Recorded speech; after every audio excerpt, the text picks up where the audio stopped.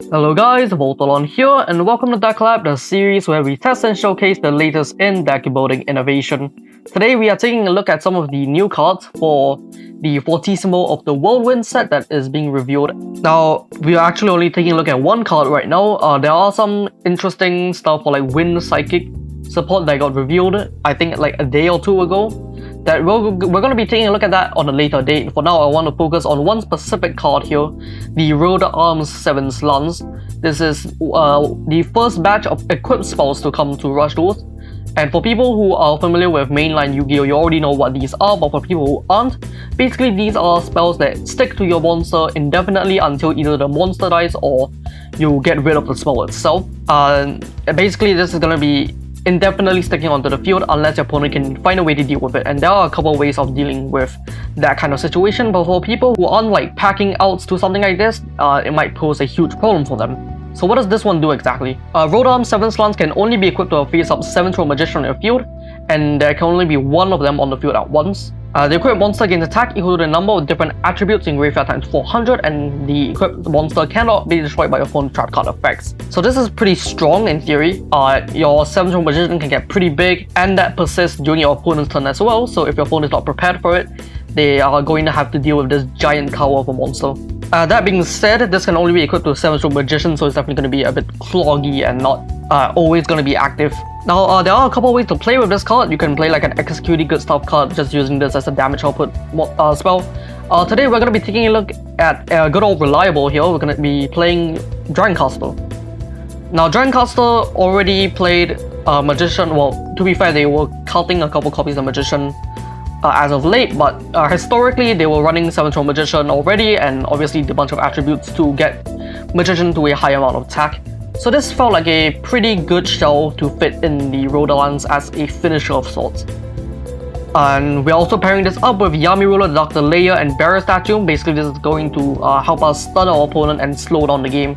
So the overall game plan here is we're going to be slowing down the game with our stun tools in Yami Ruler and Barrier Statue, and also our strong traps in the generics in Crisis at Sacred Tower, Traplet, and also our in-theme Spellcaster trap in the Dark Revelation, which is the reason why DragonCaster could be argued to be tier 0 in the past, and it's just Spellcaster Mirror Force is very strong. So let's take a look at the specific cards in the deck. Firstly, 3 copies of 7-throw Magician. I definitely was considering shaving copies of this, but because we wanted to show off the 7 slants, I had to put it at 3 so that I can actually activate the card in the first place. 2 copies of Yami Ruler Dr. Layer. This would be at 3 if I had more space. And if you don't want to play with 7 slants, you can cut copies of 7-throw Magician and put in more copies of Yami Ruler and other generically good cards. We're also playing Dragius, very strong generic card here. This is going to be what we're mainly going to be using to capitalize off of the crippled opponent after we stun them for a couple of turns. Just an overall very powerful card, just incredibly strong tempo tool, and alongside Crank to 10, which we are playing 2 copies of, can deal a lot of damage in a single turn, and just like finish your opponent off after we've slowed them down with all of our stun tools. As for Spellcasters, we are playing 3 copies of Amazing Dealer and 3 copies of Mystic Dealer. These are consistency tools in the deck. So I will dig through our deck and find either more copies of our trap cards, or just our 7 slants to try to blow up your opponent. We're playing 3 copies of 7-throw Mage as a debuffer. So having some way to debuff your opponent's monsters works really well with the multi-strike Dragon Dragius, since Dragius, while being a very strong tempo tool, doesn't do a whole lot if your opponent has a board full of 2500 attackers, and Mage will help us alleviate that kind of situation. Also, it has some neat application alongside 7-throw Magician, since it will debuff the opposing monster by an additional amount equal to the number of Spellcaster monsters on your field, or on your grave rather, but only if you have a Magician on your field. So sometimes if you're playing against, like, let's say a maximum monster, this can be a way for you to deal with those kinds of threats. We're playing 1 copy of Doriado. It's an Elf Spellcaster. There's not a lot of good ones. This is only 1 Spellcaster in the deck, so you could in theory just play another generic card like a Spirit of Both Inspiration, for example, just another like good utility Elf. I'm playing the Spellcaster in the slot just to be safe, but this can realistically be any Elf, but you do want to be an Elf for the Magician and the 7 slants. As for generics, we're playing 3 copies of Phoenix Dragon to go alongside the multi-strike Dragon Dragon, just a way to fetch it from the graveyard, and gives a reason to run more dragons in the deck if you want to. Like a Shock Dragon would be a pretty good one to run in this deck, just a very strong card. And it does get better if you are able to cheat other monsters in the play, but just running one copy of it and sitting on it isn't bad either. And just as a way to out specific balls is also very nice. 2 copies of Sea Dragon Knight. This gets better with more back row move in the deck, which we aren't on, but Sea Dragon Knight is at least too able to give up the information. Just checking what your opponent is on and giving you more information as to what to play around and whatnot. And the 3 Barrier Statue is Barrier Statue. It does great work into the meta nowadays. Gate Order just has a lot of problems with this card. Some people are even playing like Attack Volcano and Cosmo Motion in the same deck just to dodge Barrier Statue. It's a huge threat, and against Thunderbolt it's actually definitely very annoying. It's less annoying against Thunderbolt because they have outs to it, but it's still very nice to be able to slow down the metagame. 2 copies of Crank the 10 to go alongside the Dragius is very strong to have a double attacking 2900 Beasting with Piercing, deals a lot of damage. But you can also combine it with the Magician, since the Magician can tend to get a lot of attack, and doing it this way allows you to get a huge amount of damage in one turn, especially if you also have the 7 slants equipped as well. We're running 2 copies of it, speaking of. Mostly this is add 2 copies because I wanted to show off the card and just try out and see how it feels. You could realistically just play 1 copy of it. It has felt quite cloggy, and because of it not always being live, I always felt like sometimes just one thing to have a different card in this slot. But during the times it did come up, it felt nice. I haven't come into too many situations where like the trap protection is completely irrelevant, but in theory it should be relevant against our next card here, Dark Revelation. If you're playing against the caster variant, Dark Revelation as a card that destroys monsters, won't do anything if you have these 7 slants equipped to your Magician. Same with the Mirror Force, which is Dark Revelation, but it's Mirror Force. It doesn't have a requirement. It doesn't have a additional shuffling requirement, just requires its opponent to attack into it. You can consider running the Torrential Tribute in the deck instead of the Mirror Force, since Torrential Tribute is better into Thunderbolt. But with the other ways to slow down the deck already in the deck, I felt like the Mirror Force is a fine include, especially since it doesn't make you lose your board, and sometimes that's kind of annoying for a deck like this that doesn't have a very strong way of rebuilding the board compared to other decks. Playing 2 copies of Crisis at Sacred Tower is very strong into Thunderbolt. Thunderbolt really likes their normal summon, and Crisis at Sacred Tower can stop that. Obviously, because of how the card works, it's very good into a lot of matchups. A lot of matchups will be normal summoning like the Owls, and it's just a very strong card in general. You can consider running 3 if you want to, but running 2 for Sea Dragon Knight purposes and to fit in other tech cards like the Traplet, which is not only good against Thunderbolt, because Thunderbolt is still special summoning from Graveyard. It's also good into Gate Order, where they special summon a lot from the Graveyard, and Traplet will be able to stop that. And you will notice that Crisis is unable to stop Gate Order, but the Traplet is able to do so. Even though we are playing the Barrier Statue already, it pays to be safe to have more ways to deal with that kind of matchup. If you don't want a Traplet here, because Traplet isn't always live into a lot of decks, you can consider running things that will more likely be activatable by like the general populace of decks, like the Acidic Acid Trap Hole or the Mystery Handcuffs. And both of these are still pretty decent into Thunderbolt as well. Acidic can stop things like Romance Pick, Sensor Duckbill, Galactical Jamaivu and whatnot. And Mystery Handcuff does the same thing, but it forces them to keep on 1 slot board, and Thunderbolt generally wants to have that full board to get that 8000 damage on the board at once. And making them keep like a Sensor Duckbill on board means that they will often not be able to kill you, and with that 800 attack body on board, you might be able to just steal the game with a 7-sword Magician, attacking into it for lethal. As for other things you can run here, you can also run a Caligulaon as like and generally pretty good beasting as well. It's kind of similar to 7-sword Magician in use case, it's just meant to be big. The difference is this gets big without the equip spell on your opponent's turn as well.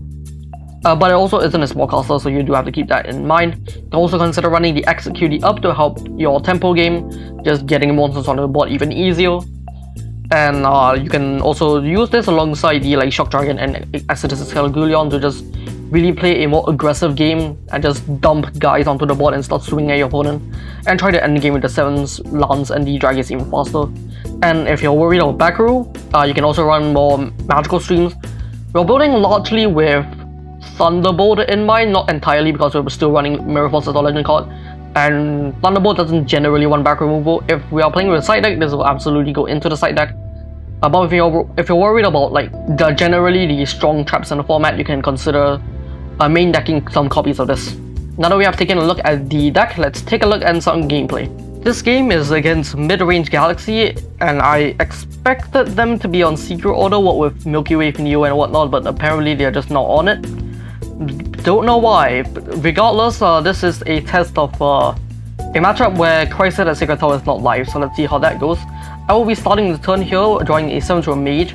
That will be setting my whole hand, because what are you supposed to do with this hand? If I knew what the matchup was, I would have probably gone Amazing Dealer, discarding the Crisis and the 2 other monsters here. But because I didn't know and because I expected Crisis to actually be useful in this matchup, I set everything and passed back to them.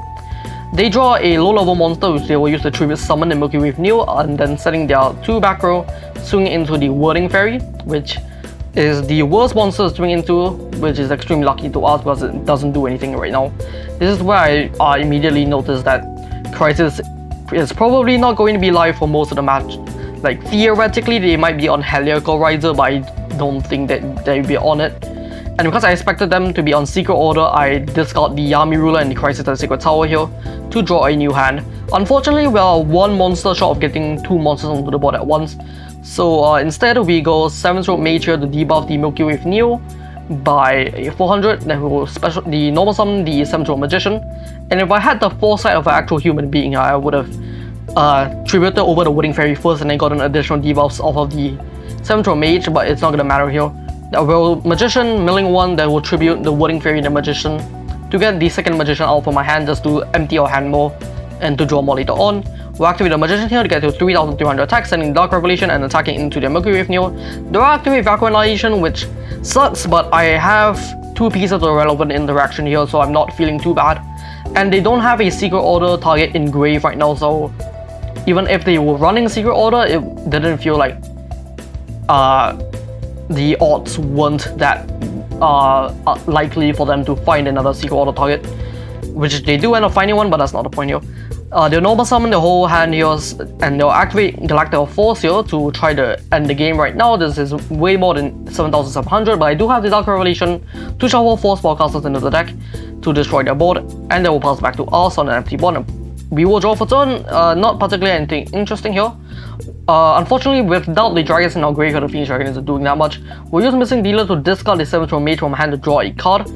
We draw into the Magician, which is very good here. We use the effect to gain a chunk of attack. Normal summon the Barrier Statue in case it has Secret Order. Turns out it's not doing anything in this matchup because they don't have any special summoning tools, but regardless, it's there now. They'll normal summon the Oblivion and the Bright Sentinel, to which we will respond with the Dark Revelation again to wipe their board, and they will pass back to us. They didn't have any relevant back row interaction here, so they kind of just conceded here, but they pass back to us. And we will use 7-stroke Magician. We'll use these 7's Lance to play around Mirror. I guess, did I know that they have Graceful right now? No, because they could have had Mirror Force, so I'm playing around it by going to the 7's Lance here, attacking into them for lethal. This game is against Wind Beatdown. Normally you're playing this with like Parallel Wolfie and whatnot, but apparently they're not. They're playing a more like lower to the ground, just like good beatdown stuff variant, I suppose. They're also using the new draw spell from the KP11, which is gonna be interesting to see how that develops. Honestly, I don't think this card is quite that good, but at least it's draw power, I suppose. We will start the turn with the Amazing Dealer here. We'll discard everything except the Missing Dealer in case we still need to draw more. Then I can use the Missing Dealer to dig into the deck 1 card deeper. We don't find any spellcasts to discard though, so we'll just normal summon Barrier Statue, set the Phoenix Dragon and the Dark Rev, and they will actually take a pretty interesting turn here. There will Winds Blowing Through, discarding Handy Lady, drawing to the Covering Barrage, then summoning a Cyber-Attack Alligator and a Faith Bird, which unfortunately because of our weak board here, they will be able to do a huge chunk of damage to us here, and leaving the Phoenix Dragon, which doesn't do anything right now, on the board. We will draw for turn Dry Years, which is not bad here. We'll use it to gain the double tag, set 2 cards and pass to them. We expected them to not care about Crisis. This is not a magical Crisis, doesn't matter, so we're just keeping it in hand in case we draw into Phoenix Dragon later on in the game where we can discard it for an actually good card. Unfortunately, on the attack of Favor, they will be using Covering Barrage to make the Dragons crash, which means that we won't be able to get the double attack. We will pass back to them. They will go Secret Order with the Milky Way Neo, and then go set the other Secret Order. They had the Handy Lady. I would have just gone into it again to close out the game here, but instead they decided to normal summon the Sophie Jar, set the other 2 spells, and pass back, attack, then run into our Dark Revelation, which we will use. to destroy everything instead of the Milky Way Neo. We'll still be taking a huge amount of damage here. They will pass back to us. We will draw for turn, nothing particularly ideal, we'll just set everything in pass turn. Unfortunately, we'll have to set Crisis now, which will be clogging our back row. They will activate Following Wall, normal summon Faithward, activating Winds Blowing Through, which will be able to draw 2 cards because of meeting both of the requirements of the card. They will attack into our Amazing Dealer. We will Mirror Force here to keep our board. And we definitely were rewarded for keeping our board here because our hand is completely atrocious if we did not do that. We will see Dragon Knight to check the back row. We'll find a Covering Brush, which we will destroy. Then we will Normal Summon the Yami Ruler and the 7th Magician, gaining the attack and activating the 7th Lance here. And then using the Yami Ruler to lock out Tribute Summon, so now they will have to use something like Secret Order to get past our board. We will use the 7th Magician to attack into them for 4,900 damage, then passing back to them with a 3,700 wall here. They will use the Secret Order here to special summon the Milky Way Neo from hand, playing around Traplet, which I opted not to set over the 7th lands because I wanted to get this big boy onto the field. Definitely a interesting choice here. And I'm not mannering because they found a Secret Order in their hand anyway. Normal summon a Lone Adventurers to make the Storm Sonic alive, which they will activate twice, and then they will use the Against Buster, the top deck, to destroy the 7th Lance and attack into our Magician for lethal. Game 2 here, we found Yami Ruler turn 1, which means they won't be able to make any tribute summons of level 7 higher monsters. Once we discard this Magician, activate the Yami Ruler, set everything and pass back to them. Unfortunately, they don't have anything of the sort right now. They'll use the Winds Blowing Through and discard the Milky Way Neo and draw a card. Then they will normal summon a Lone Adventurers and a Faithward and tribute the Lone Adventurers for the Cybertech Alligator. I was hoping this wasn't Covering Barrage, which it isn't, is an Against Buster. And which we will find out soon enough, because we will be using the Dragon Knight on it to check the Against Buster. Then we will normal summon the Magician, activate the effect. Normal summon the Barrier Statue, flip the Yami Ruler to attack, and then attack over their board and pass back to them. Unfortunately, the Magician isn't quite big here, which this doesn't happen too often, but sometimes you are on a lot of waters with the dealers and the Sea Dragon Knights and whatnot. Sometimes you low roll and have a weak Magician, but most of the time you are able to find at least 3 attributes. They will draw for turn a Secret Order, which is unfortunately for them not live under the Barrier Statue. They will normal summon Faithward and the Ampler Glee, then they will normal summon the Handy Lady, set the Faithward, use the Against Buster now for some reason, killing the Crisis, good bait I suppose. And because they did that, they are now unable to beat over the Magician, so they are forced to attack over the Barrier Statue, which isn't too bad, but it does give us a chance to crack back with a huge amount of damage here. Which we will do right now. We will use the Magician and mill a lance on the top, then we will use the 7th lance equipping onto the Magician, normal summoning another Barrier Statue to lock them out of the Secret Order that they have. Unfortunately, we attack into their Faithbird with the Barrier Statue and take 100. They already went through 2 Faithbirds, I didn't expect them to have another one. Normally you don't play too many defenders in the stack anyway. So I decided to attack with the Barrier Statue into it. And apparently they found the 3rd one, which is statistically improbable, but you know, sometimes it happens. Not that it matters that much, we're still in a pretty good position here. We'll attack into the Faithful with Yami Ruler and pass back to them. They will draw more Secret Orders, definitely what you want to see against Barrier Statue, very good here. They'll use Stone Excavation to find an Against Buster, which they will use to destroy our Dark Correlation, then they'll attack into the Barrier Statue and pass back to us. We have a very good way of checking the back row here. We basically have won this match already. We use Sea Dragon Knight after we use the Magician to gain the attack, then we use Sea Dragon Knight to check the Secret Order. After knowing that they don't have any relevant back row, we'll just attack into them for lethal. Game 3 here, we have a pretty interesting hand. We already have the Magician and the Amazing Dealer to help discard this Dead Crisis in this matchup. We'll see how this goes. They will start the turn with a Flying Commentary and a Faithful in attack position and sending the rest of the cards and passing back to us. We will draw a Phoenix Dragon, which we will promptly discard for the Amazing Dealer to draw 3 new cards. Mystic Dealer will discard a Wind Fairy to try to find something else. We find a Mirror Force, which is very strong here. We use the Magician and set the other 2 and pass back to them after attacking over their Faith Bird. They will draw a Following World, followed by another Following World. Then they will use a Storm Sonic to debuff the Magician. After normal summoning the Ampler Glee to have the requirement live, they will activate the 2nd copy of Following World and set the Winds Blowing Through. And try to attack into our body. We do have the Mirror Force here. We activate this because we want a tempo here. Doing this basically means we have a very good chance of just winning the game next turn. We'll do that, they will pass back to us, and we will draw for turn 7 slants, which is a pretty good one here. We'll use 7 slants on the Magician. We can't use the 2nd one unfortunately, but that's more than enough. We use the Sea Dragon Knight to check one of the back rows the Winds Blowing Through, and this is exactly enough damage for lethal. And for this last game, we are doing this live because I have time for this for once. Let's go paper, I don't know. Unfortunately we lose this one, so they'll get to choose who gets to go first. We're probably fine with this. Ideally we definitely want to go first here because we want the time to find our trap cards. This could be a okay hand if depending on the top card of our deck. If it is another trap, this is gonna be terrible. Let's see what they do here. They are playing a dragon build. It seems they are normal summoning the Metagears here. So this is probably a fusion dragon build, I guess. That means the dragon isn't gonna be as good here. Unless we find the crank to 10. Ideally, we want to find just another low level here. I don't want anything too impressive here. That's not good. And, okay, there's a lot of water attributes in this deck, so I'm gonna hope that we mill one of those instead of another fire attribute, even though we do have a decent amount of those as well. We're gonna use the Magician here to hopefully mill something that isn't a fire attribute. Okay, good. We milled the Sea Dragon Knight, which is decidedly not fire, so we'll be able to have enough attack to attack over the Metagears, unless they have an interaction here, like a Dragon's 42 or something, but they don't.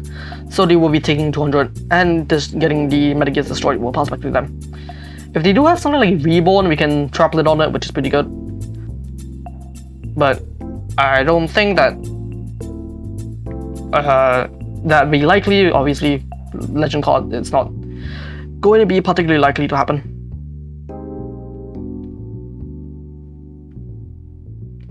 After setting, they'll pass back to us, which is perfectly fine for us. Check the graveyard. Let's go with the Mystic Dealer here. I think I want to find something. I could save the Doriado here to make sure we have tribute fodder so that we have 3 attackers. But I think I want to just dig into my deck more. I want to find more cards. Use the Mystic Dealer, discard the Doriado, and draw a card. Bear Statue is pretty strong here. Just have to decide how I want to do this. Whether I want to actually keep it on board or not. It shuts off the Sports Dragon Slugger, shuts off Reborn, shuts off the Fusion Summons. Yeah, I think I'll keep it on board. We'll use the Sea Dragon Knight here to check one of the back row. Let's see what we got. We'll put in another copy of Sea Dragon Knight and a Phoenix Dragon here. Checking that. It is a Star Restart, so they'll also not be live. I guess they might have the normal ones on the field right now, so it won't be live after the normal summon this Bear Statue. We'll use the Dragias here to mill a card. Then we'll use the Magician to mill a card for the highest chance of getting higher attack. Finding an Amazing Dealer into the graveyard for 3,200 attack, which is pretty good here. Now I have to decide whether I want to attack with the Bear Statue here. Pitcher has 1,000 defense, so it is definitely possible that it gets walled off here. I need to decide how much I care about it being walled off in this matchup. I don't think it will happen. If it happens, it happens. If it doesn't, we're getting that 3,000 damage in, which is a huge chunk. I'm gonna risk it. And it is a Dragon Bat, which means that we are able to get in for 3,000 damage, which is a huge chunk. And even if they somehow all the Bear Statue with like Torero or something, they won't be able to restart without meeting our traplet. You may be wondering, Torero and Fusion Dragon, that's kind of weird, right? But no, Dragon Star is not good enough to warrant running a full deck of dragons. Historically, like, Fusion Dragon builds have strayed away from pure dragon and more done just generic good stuff, because it's just better than relying on Dragon Star. A Triad Drago here is pretty good. They'll be able to draw an additional card here after they normal summon 2 other dragons here. The dragon is pretty decent here. They're still not able to fusion summon because of what Bear Statue do, so leaving the dragon on board isn't going to be very good here. They'll use the Dragon's Inferno to destroy the traplet. Unfortunately, it is not the Lockcraft. We still have those in deck for future turns, and this Bear Statue is still going to be a pain in the ass for them. Yes, leaving the dragon on the board against Bear Statue. Very cool, very well positioned here. Very interesting. Just a very interesting play you've made here. They'll set a last card. I wonder what that is. And they'll go to battle phase attack, probably over the Bear Statue at this point. Yep, okay. And leaving this 0 attack monster on board. I wonder if I'll be able to beat over that with my Magician or whatnot. So pass back to us. We'll draw a crank to 10. That doesn't really do that much. Let's check out their grave right now. Nothing particularly interesting, and this crisis is also going to be really strong here. We'll use the Dragias here to mill a card. And we'll use the Magician to mill another card to gain attack. 36, not bad. We'll set this Wooding Fairy and these 2 other cards. We have lethal on board, so we're not gonna make it too complicated here. We'll go to battle. Attack in, well, let me check the grave real quick. They might have low stun. No, they already have low stun, so it doesn't matter what order we do this in. I guess it matters for solo performance. And in that case, I want to do Dragius into the dragon first, I believe.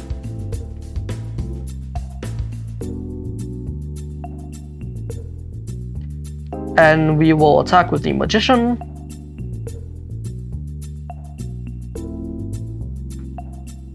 Okay, they don't have anything, so they have 900 life points left. With this 2500 double attacker is going to be able to go in for lethal. Second game here, this hand is terrible, but hopefully they just don't draw good, you know, sometimes they just don't draw good, and they playing graceful. I'm surprised they're not on Reborn.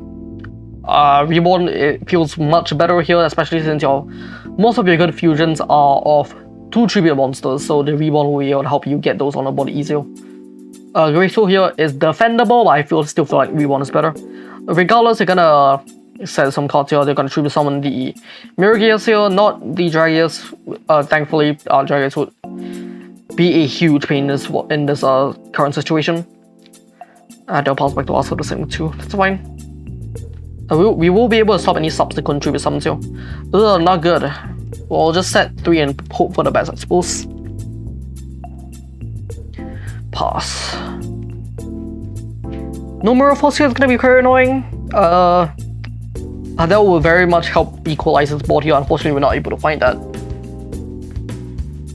Which is going to be the death sentence, probably. They'll use Inferno to destroy the Traplet. That's fine. At least it's not Crisis. The Crisis is the best card in this current situation.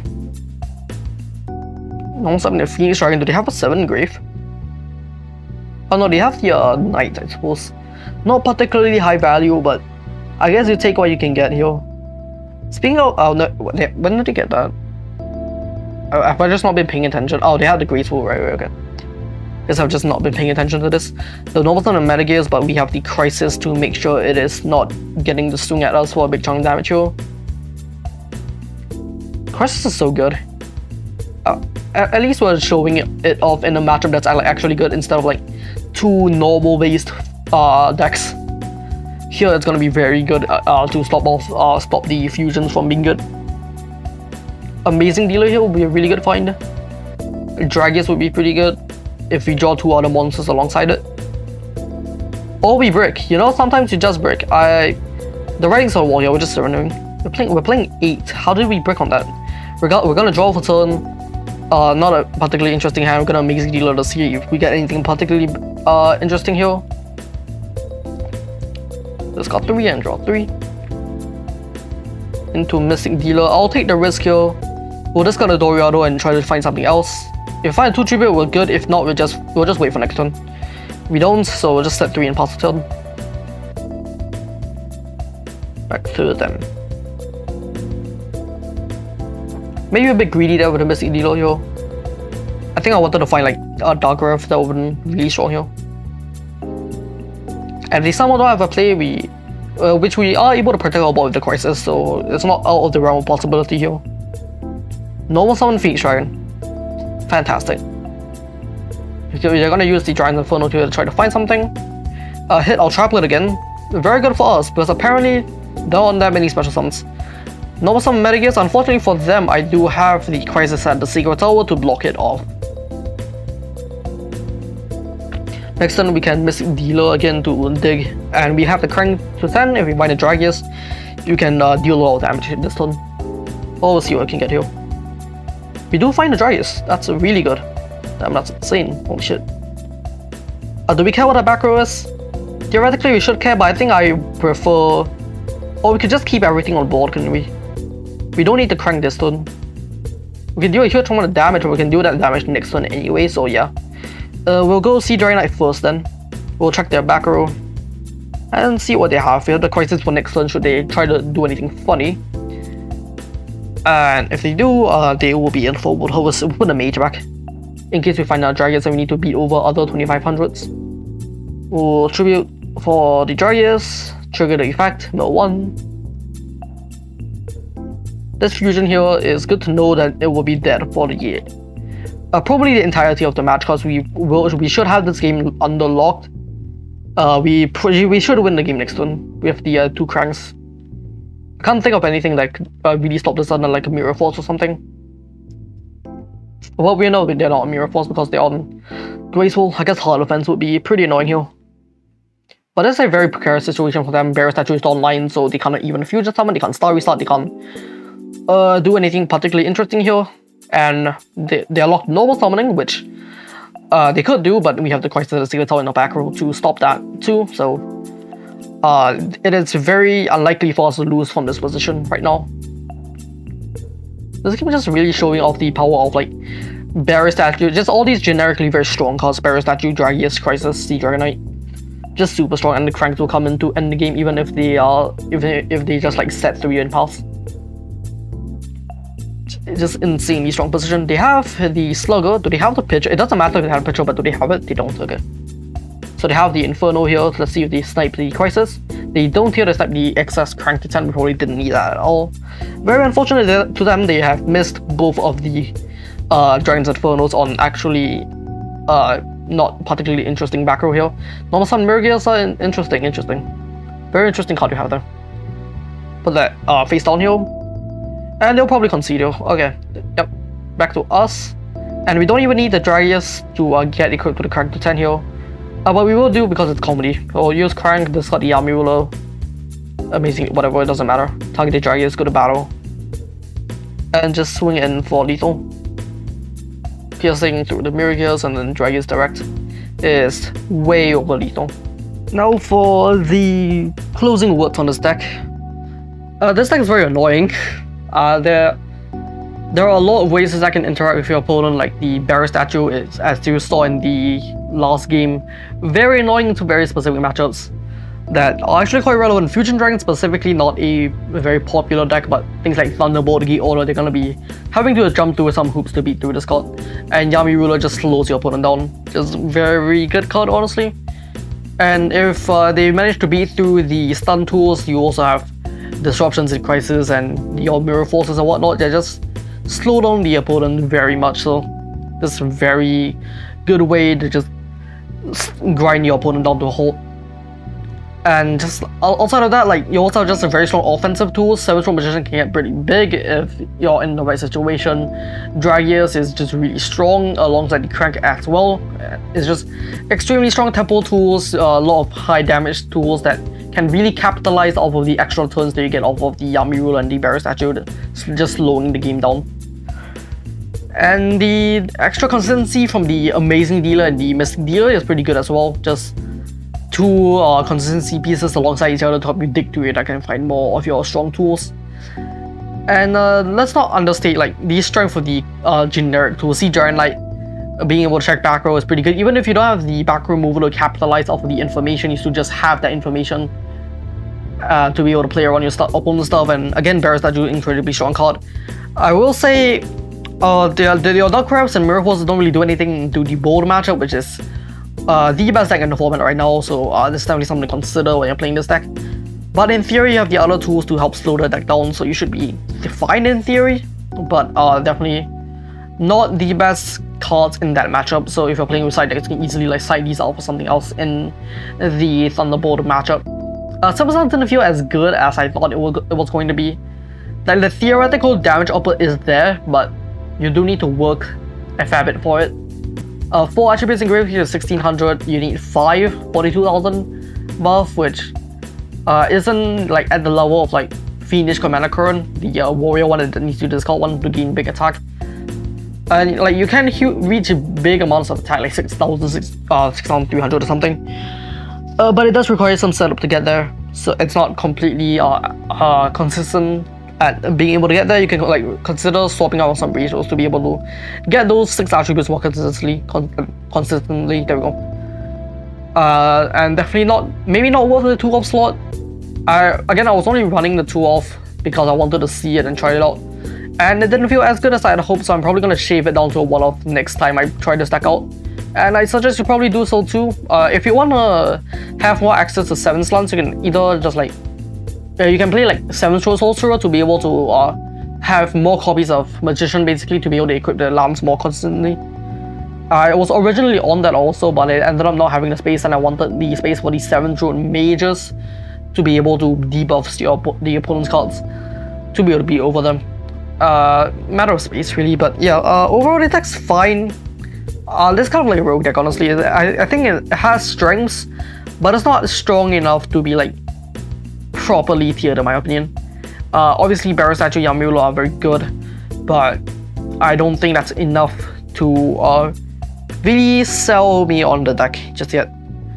But the deck is decent. It definitely has things that it is good at. It feels fine to play. It felt a bit clunky at times, but I think overall it was fine. It's a fine deck overall. And if you want like a sort of like not really grindy, but more like a tempo based game plan, then you can try this deck out. It's definitely a decent one to pick up. Thank you for watching, and we'll see you in the next one.